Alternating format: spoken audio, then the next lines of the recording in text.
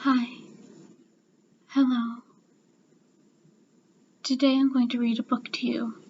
It's called Dory and the Haunted House by Patricia Coombs.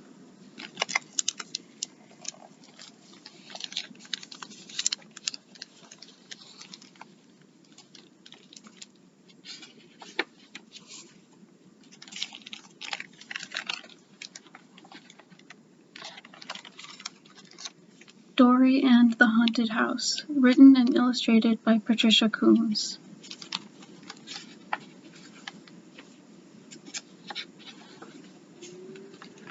Dory is a witch, a little witch. Her hat is always on crooked. Her socks don't match, and her hair isn't combed.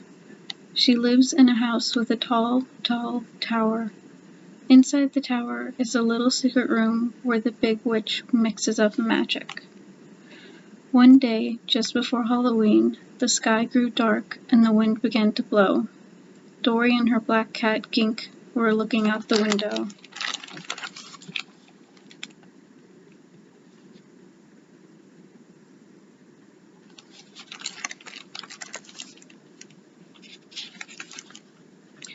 "Look at all the witches and wizards," said Dory. "They're coming to our house. Come on, Gink, something has gone wrong." Down, down, down the stairs went Dory, and so did Gink. Witches and wizards in all shapes and sizes were crowded into the hall. They were all talking at once. "Shh!" cried the big witch. "Squig, tell me what is wrong." Squig waved his umbrella and shouted, "Uncle King Dimly and Mad Mac stole the blue ruby from the town power tower. We forgot to renew the spell that banishes bandits."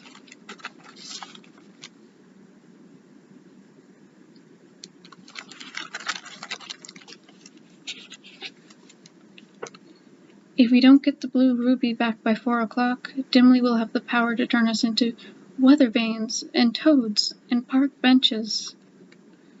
The clock struck 2. The big witch frowned. "They went into the woods near here," said Mr. Obbs. "But with the blue ruby gone from the tower, our crystal balls won't work, so we don't know where they are hiding." "Quick," said the big witch, "up to the secret room. We will mix a batch of my famous glue spell. With all the doors and windows glued shut, Dimly won't be able to get in here. Then we will mix a potion so strong that when I dip my fingers in it, I can lead us to the blue ruby. We must hurry if we are to find the blue ruby by 4 o'clock."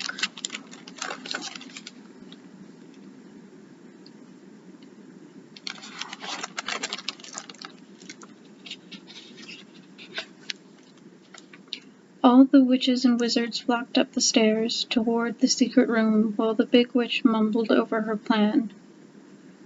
Dory and Gink were right behind her. "I'll help," said Dory. "I can do the stirring." "No," said the big witch.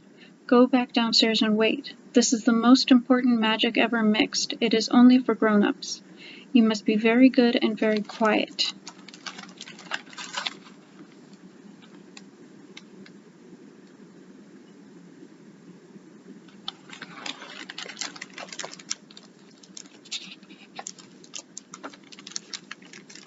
With a swirl and a swish of her long black gown, the big witch vanished up the stairs into the tower.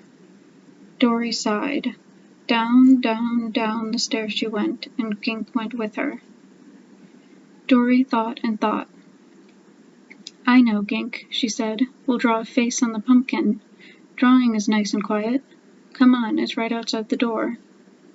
Dory and Gink went outside to get the pumpkin. It was raining and the wind was blowing harder and harder. The door slammed shut behind them.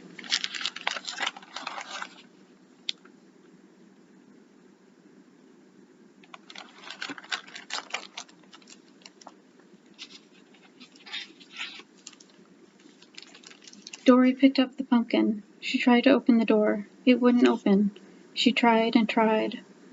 Orange and purple sparks swirled down with the rain. "Oh no," said Dory. "That's the glue spell. Mother just glued us out of the house." The rain was coming down harder and harder. "We can't stay here, Gink," said Dory. We'll run over to Mr. Obb's house and wait on his porch." Down the hill and into the woods they ran.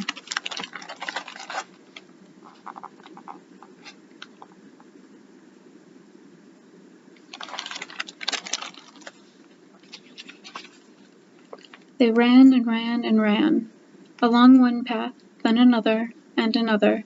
It was getting darker all the time, and raining so hard they could barely see. They got wetter and wetter. Suddenly they saw a big gray house looming between the trees. There was a crash of thunder and a flash of lightning. They ran up the broken steps to the old porch. Broken shutters banged in the wind. Vines and branches squeaked against the house.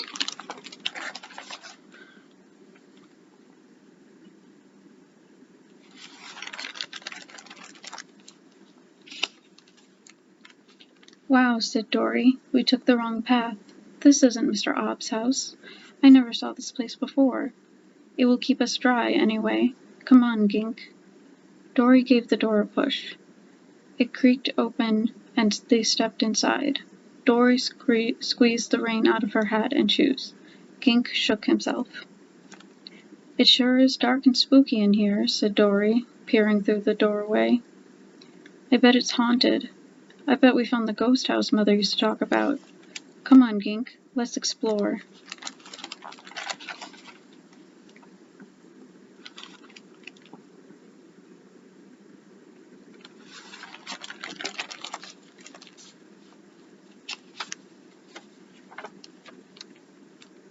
Dorry tiptoed into the parlor, and Gink went with her. Mice scurried away into corners. Bats flapped past her hat. Old dusty curtains hung like ragged ghosts at the dark windows. Wind whistled in the black, empty chimney. Dorry and Gink tiptoed around piles of books and boxes and old furniture covered with dust and cobwebs.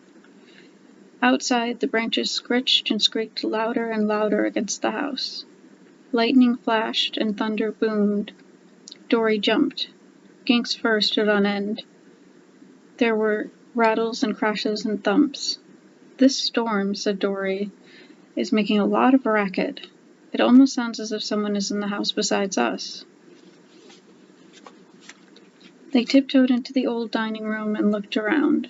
Mice had made nests in the chair cushions, and cobwebs hung over everything. "Oh, goody," whispered Dorry, as the cobwebs fluttered and swayed in the dark air. "I'm glad we got glued out of the house. This is better than stirring stuff in a smelly old cauldron in a stuffy old tower."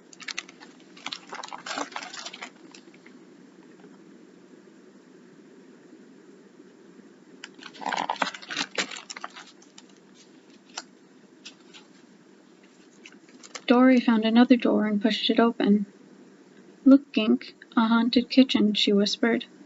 "If Cook saw this she'd have a fit of grumbles for a month." Vines had grown through a crack in the window. Rusty kettles and pots, bottles and pans and cans, dishes and bowls and ladles and spoons were scattered all over.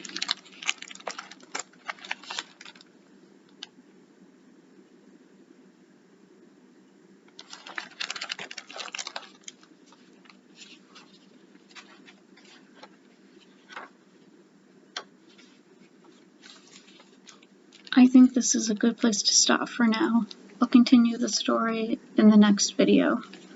Thank you for watching. Bye.